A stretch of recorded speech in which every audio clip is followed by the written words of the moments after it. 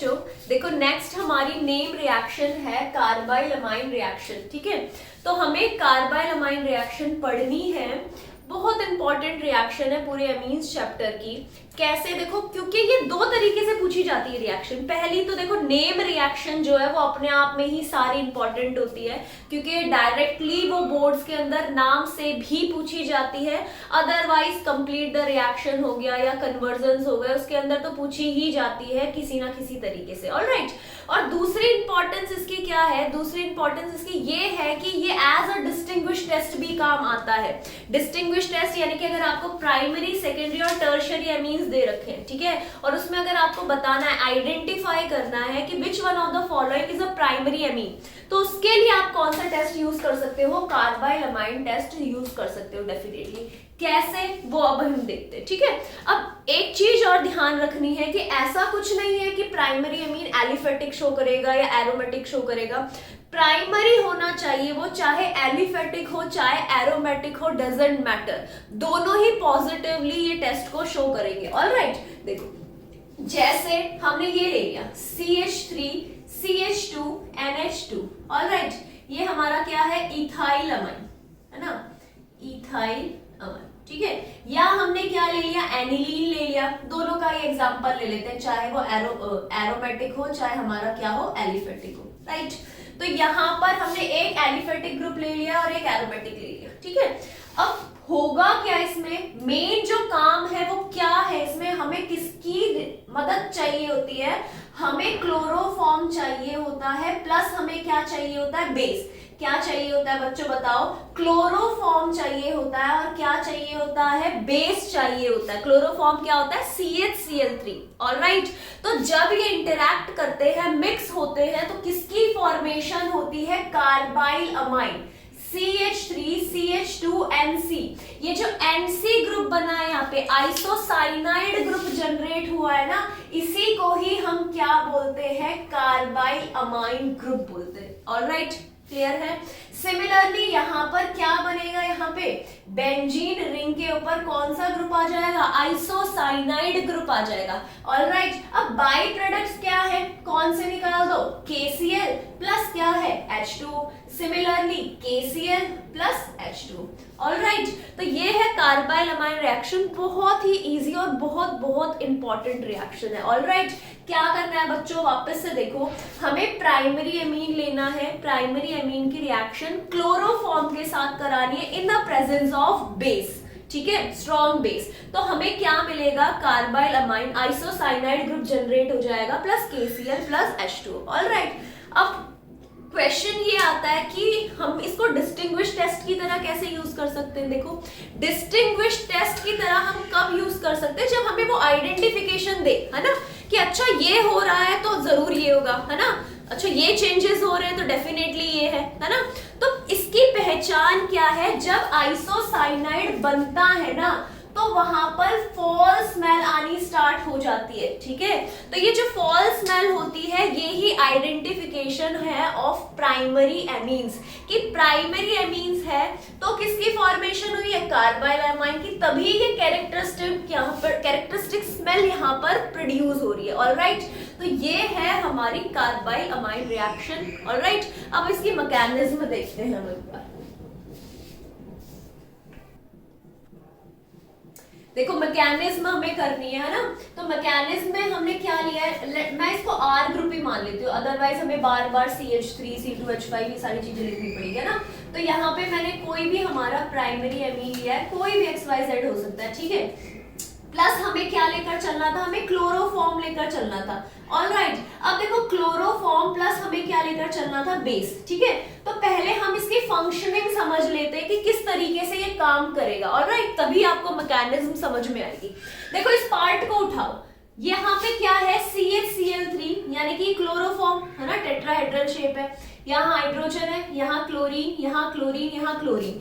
बताओ किसकी प्रेजेंस में रिएक्शन हो रही है? बेस की प्रेजेंस में। और मैं कई बार डिस्कस कर चुकी हूँ आपके साथ कि बेस का काम क्या होता है? ये प्रोटॉन को एब्स्ट्रैक्ट करने का काम करता है। क्या करने का काम करता है? एब्स्ट्रैक्ट, बाहर निकालने का काम करता है। ऑलराइट, तो इसका मेन काम क्या है यहाँ पर? या ओवरऑल मैकेनिज्म में भी आप बार बार देखोगे कि OH का क्या यूज है, ठीक है।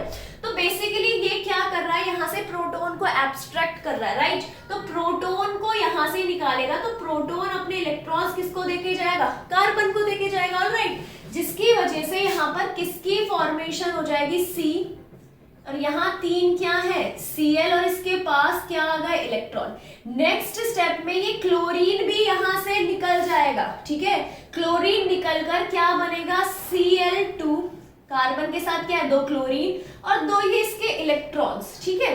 तो ये जो फॉर्म हुआ है ना CCl2, इसको क्या बोलते हैं, डाइक्लोरोकार्बीन। क्या बोलते हैं, डाइक्लोरोकार्बीन, ऑलराइट। क्या बोलते हैं, डाइक्लोरोकार्बीन। तो आगे का जो काम है वो इसी को ही करना है, आपके डाइक्लोरोकार्बीन को, ऑलराइट। तो देखो यहाँ पे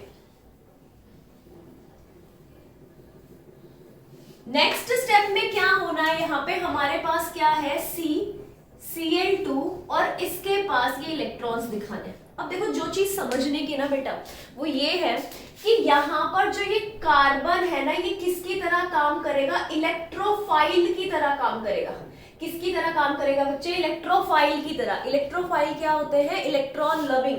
लुईस एसिड है ये, कैसे है ये, कभी भी गलती से मत समझना कि इस कार्बन के पास 2 इलेक्ट्रॉन दिखा रखे हैं, दैट मींस ये इसके लोन पेयर ऑफ इलेक्ट्रॉन है, नहीं। ये इसी कार्बन के ही इलेक्ट्रॉन है जो हाइड्रोजन छोड़ के गया था, राइट। तो देखो टोटल इलेक्ट्रॉन इस कार्बन के पास कितने, 2 है ना, और 2 क्लोरीन के साथ पेयर अप कर रखे हैं, है ना, 2 शेयरिंग में, तो 2 क्लोरीन के साथ 2 और 2 4 और 2 ये 6, यानी कि इस कार्बन के पास टोटल विद शेयर्ड इलेक्ट्रॉन्स कितने, 6 इलेक्ट्रॉन्स है। और इसको कंप्लीट कितने करने, 8 इलेक्ट्रॉन्स कंप्लीट करने। तो किसकी तरह एक्ट करेगा, एक लुईस एसिड की तरह एक्ट करेगा, ऑलराइट। तो लुईस एसिड किसको ढूंढता है, जहां पर उसको क्या मिल जाए, लोन पेयर ऑफ इलेक्ट्रॉन या एक्सिस ऑफ इलेक्ट्रॉन, है ना। तो हमारा जो NH2 ग्रुप है ये क्या है, एक न्यूक्लियोफाइल है, ये क्या है, एक इलेक्ट्रोफाइल है।